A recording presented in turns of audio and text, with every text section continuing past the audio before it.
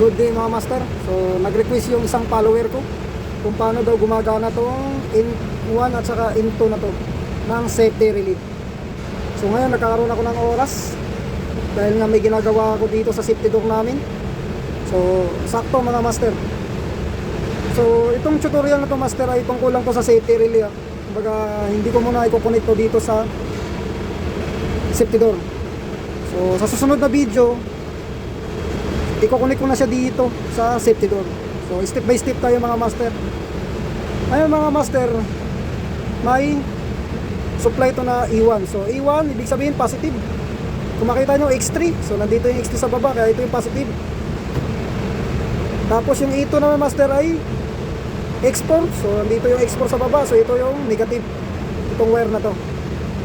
Ngayon master, may diagram to dito ha. So isisilik mo dito master ay letter A, auto manual reset. So kadalasan ito talaga ginagamit. Tapos may dalawang interlocking to mga master. So A1, A2, so ito yung coil. Ito yung importante dito mga master, itong input. So may dalawang input siya, S11, S12, S21, S22. Tapos may reset siya mga master na S34. Tapos may output siya na Y32. Tapos may auxiliary siya na contact dito. So tatlong normally open, so isang normally close. Ngayon mga master ay wawiringan ko to ng actual. Papakita ko sa inyo kung paano mag-wiring nito. So dito mga master sa mode niya may dalawang selection to. Yung input 2. Yan, kung makita nyo may positive, may negative. So depende sa ipapasok nyo sa input 2 nyo mga master. So ito pala yung input 2, itong S22 na to. Ayan. So ngayon nakaset up siya ng input to negative. So ibig sabihin negative ang ipapasok ko dito sa S22 na to kasi nga negative yung output nitong S21. Ayan, S21. So ngayon wawiringan ko na siya mga master. So unahin natin dito yung positive sa negative. So ngayon mga master ay may power na siya. Pero hindi pa umilo yung input 1 niya at saka input 2. So dito tayo kukuha sa S11. So yung S11 na to, ito ay positive na 24 volts. So testirin natin. Yan master, testirin natin tong X11 na to. Ayan, kung makita nyo 25 volts. So positive 24 volts ang lumalabas dito. Pag titistirin natin tong S21 mga master, negative ang lumalabas dito mga master. So 0-0 siya dahil nga negative yan. So mga master, testirin natin tong S21 na to. Ayan, S21 na yan. So yung positive nakakonect dito sa positive na 24 volts. Ayan. Tapos ito yung negative na test probe. So tester natin dito. Ayan mga master. So 26.0 volt. So negative yung supply nitong S21 to master. So output to mga master galing mismo sa safety relay. So ito yung S12 na wire mga master, yan S12 yan. So ito yung wire na to, itong wire na to. So nanggagaling dito sa S11 papuntang S12. So papilawin natin yung input 1 mga master. Yan. So umilaw yung input 1. Ngayon ipipix ko kasi walang tagawak ng camera. So ayan mga master, maliwanag, input 1 umilaw.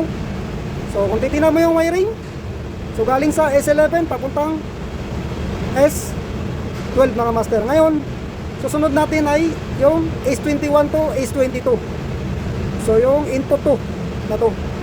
So ngayon mga master ay nakasilik pala to sa negative. Yan, letter A, negative. Input 2, negative mga master. So nakasilik siya sa negative. Pag isisilik mo sa positive yan mga master, yan sa input 2 positive. So kailangan positive yung papasok dito sa S22 na to. So hindi to iilaw kung naka-set up to sa positive. So ngayon naka-set up siya sa negative, kaya dito ako kukuha mismo sa S21 na to kasi negative yung output nito.